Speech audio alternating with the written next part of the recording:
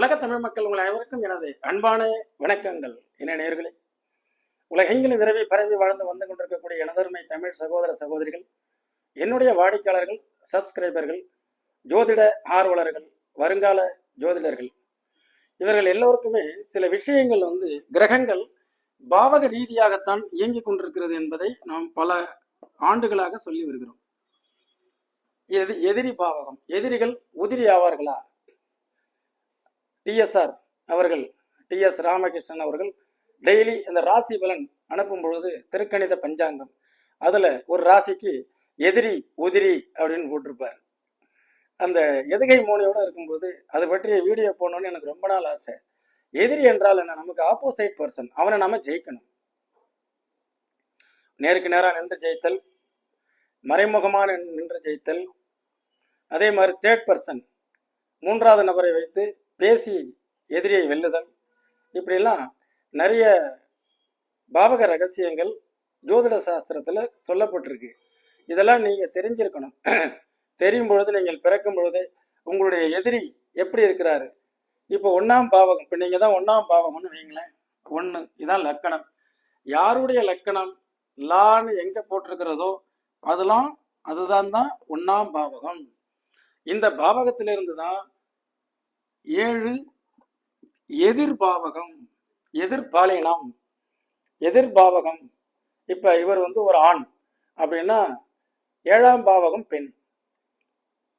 அந்த ஆண் இனம் பெண் இனம் ஒன்றை ஒன்று ஆப்போசைட்டாக இருக்கக்கூடியது. 180 டிகிரி.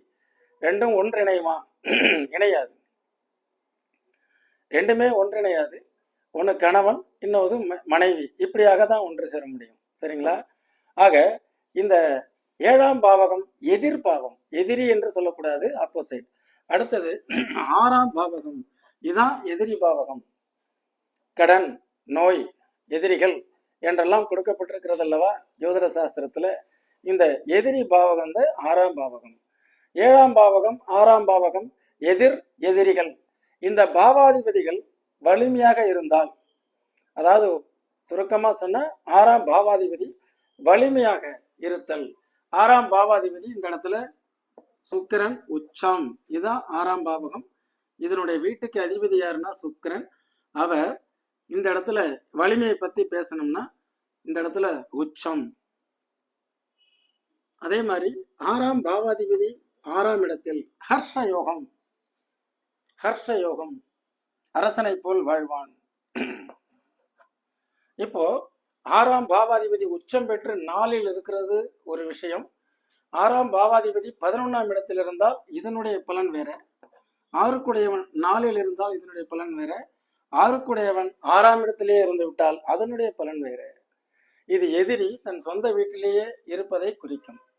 அவன் பாட்டுக்கு எதிரி இருக்கான், அவனுடைய வீட்டிலே இருக்கான். அவன்கிட்ட நம்ம போனோம்னா தேவையில்லாம அது சிக்கல்.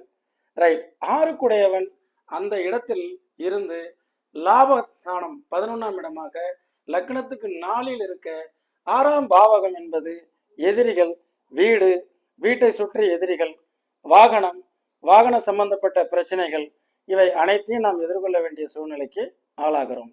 ஒரு சிலர் பார்த்தீங்கன்னா இதுல இன்னொரு லாஜிக் இருக்கு.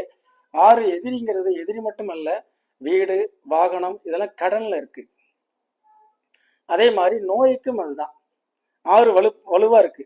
இப்ப எனக்கு 6 வலுவா இந்த இடத்துல உச்சம் பெற்று திசை நடக்குது, நோய்த்தன்மைகள் ஃபேஸ் பண்ணும், கடன் இருக்கு, எதிரி இல்லை. ஏன் சார்? பொதுவா இந்த லக்னாதிபதி குருவா இருந்து அந்த எதிரியை இந்த குரு இங்கிருந்து பார்க்கறதுனால நான் யாரையும் எதிரியாக நினைக்கிறது இல்லை. இது 5ஆம் பார்வையாகவும் 7ஆம் பார்வையாகவும் பார்த்துருது. இது ஜாதக பலன்கள். இப்போ என்னுடைய லக்கணம் இங்க இருந்ததுனால உங்களுக்கு சொல்லி கொடுத்தேன். மற்ற உங்க லக்கணம் என்னன்னு தெரியாது, உங்க கேள்விக்குனால பதில் சொல்ல முடியாது. பொதுவாக எதிரி உதிரி ஆவாரா? எதிரி உதிரி ஆகணும்னா இந்த 6ஆம் பாவாதிபதி அப்படிங்கிறது 11ஆம் இடத்துல இருந்தால் எதிரினாயே இவர் ஆதாயம் பெற்று விடுவார். எதிரியினால் ஆதாயம் பெற்று விடுவார். எதிரியை புகழ்ந்து பாடி அல்லது அதனால 6க்குடையவன் 6ஆம் இடத்திலேயே ஆட்சி பெற்றால், பொதுவாக 6க்குடையவன் 6இல் இருந்தால் ஹர்ஷ யோகம், அரசனை போல் வாழ்க்கை என்று சொல்லப்பட்டிருக்கிறது. இருந்தாலும் எதிரி இருப்பார்கள். அதே எதிரி 4ஆம் இடத்தில் உச்சம் பெற்று விட்டால் அந்த குரு பார்வை, லக்னாதிபதியினுடைய பார்வை இது காம்பன்சேட் பண்ணிடும். ஆனால் ஆறுக்குடையவன் உச்சம் பெற்று இருக்கக்கூடாது. இருந்தால் எதிரி லாபம் அடைவார்கள். எதிரினால் நான் லாபம் அடைந்தேன் என்றால் என்னுடைய லக்னாதிபதியினுடைய குரு பார்வை அந்த 6 பாவாதிபதி என்ற வீட்டிற்கும் 6ஆம் பாவகத்தையும் இருந்ததால் தப்பிச்சோம். இல்லை என்றால் இவர்கள் இது போன்ற அமைப்புகள் இல்லை என்றால் அவர்கள் எதிரினால் கடன், நோய், சத்துருக்கள், அதனால கஷ்டப்படுவாங்க. சரி, எதிரி இப்ப எப்படி உதிரி ஆவார்னு பார்க்கலாம். இதெல்லாம் எதிரினால ஜாதகருக்கு தொல்லை. எதிரி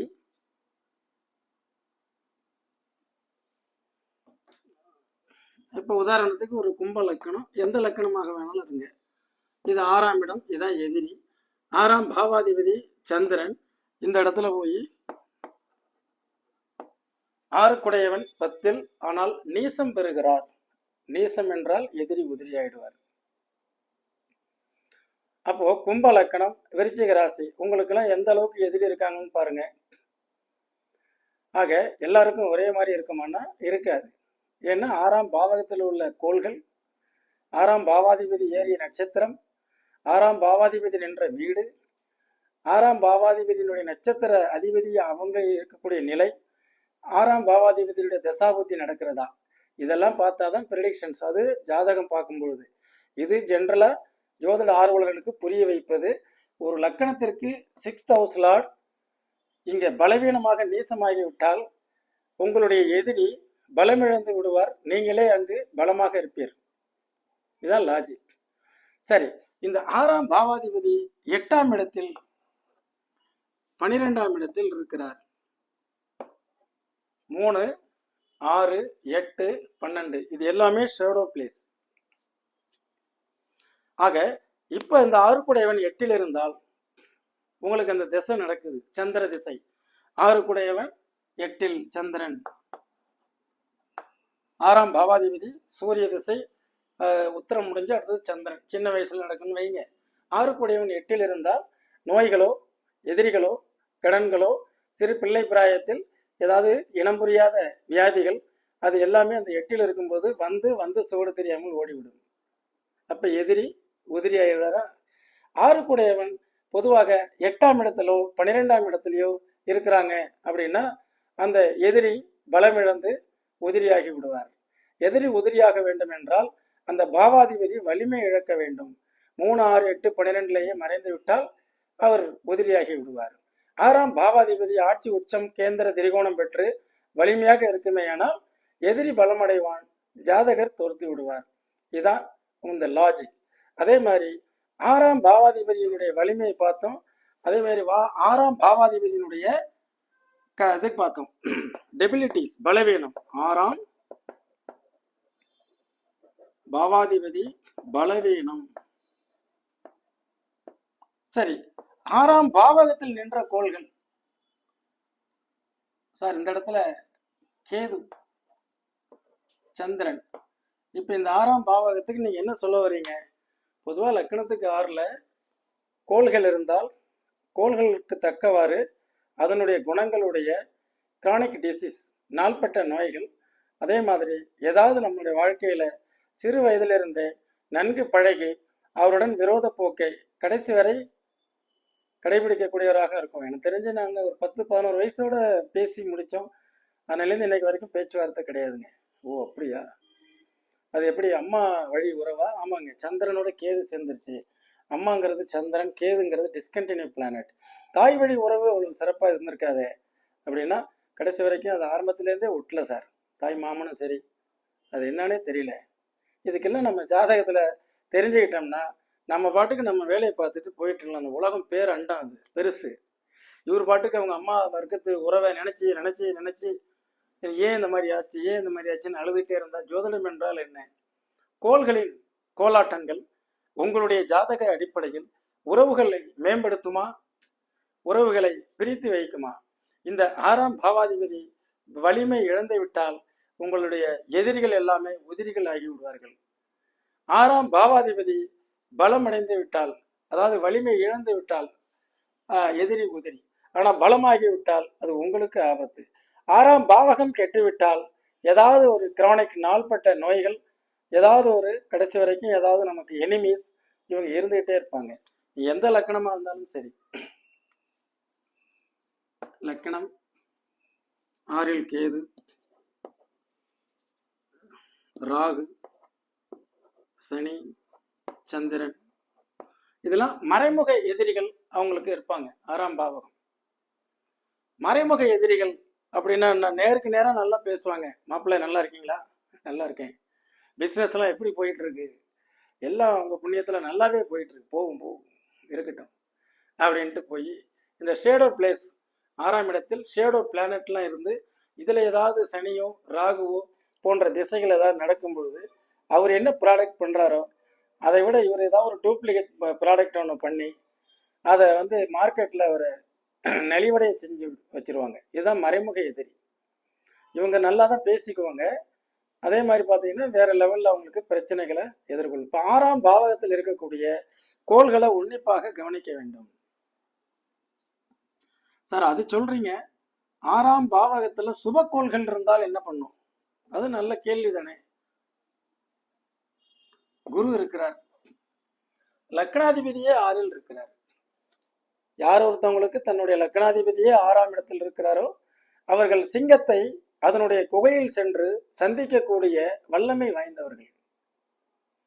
அந்த திசை நடந்து விட்டால் எதிரியே கிடையாது. கடன் வாங்குவாங்க, அதுலதான் பிசினஸ் டெவலப் பண்ணுவாங்க. 3 கோடியை வாங்கி 1 கோடி ரூபாய் புத்திசாலித்தனமா லேண்ட்ல போடுவாங்க. 1 கோடி ரூபாய் 2 கோடி ரூபாய் பிசினஸ்ல போடுவாங்க.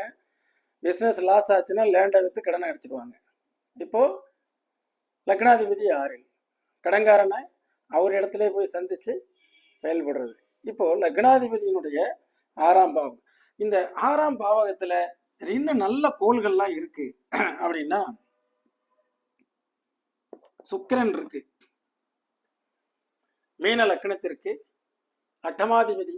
வம்பு வழக்கு, பிரச்சனைகள், சிக்கல்கள், துன்பங்கள், நட்டங்கள், விபத்துக்கள் இது 6ல் மறைந்து விட்டால் இதுதான் விபரீத ராஜயோகம். இந்த மாதிரி அமைப்புல இருந்தால் எந்த விதமான கெடுபலன்களும் இருப்பதில்லை. சரிங்களா? எந்த விதமான கெடுபலன்களும் இருக்கிறதில்லை. அதே மாதிரி 6ஆம் பாவாதிபதி அப்படிங்கிறது டோட்டலா லக்னத்திலே இருந்தால் எப்படி சார் இருக்கும்?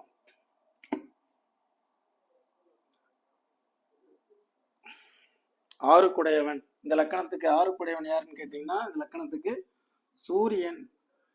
சூரியன் லக்னத்திலே இருக்கு. சார் 6ஆம் பாவாதிபதி லக்னத்தில் இருக்க பிறந்தவர் நிரம்ப எதிர்ப்புகளையும் எதிரிகளையும் உள்ளடக்கியவர். அதுக்கு 3 ஆப்ஷன்ஸ் கொடுத்துருக்குறாங்க. கடன், நோய், எதிரி. தலைப்பு அந்த மாதிரி போடலாம். சரி, பெருசா இருக்குமே, சரி கிளாஸ் உங்களுக்கு எடுக்கும் பொழுது அதை எல்லாமே சொல்லாம எதிரி உதிரி ஆவாரா? எதிரிகள் நிரம்ப உடையவர்கள். 6ஆம் பாவாதிபதி 2ஆம் இடத்தில் இருந்தால் எதிரியினுடைய பேச்சு, 6குடையவன் 2ல் உச்சம்.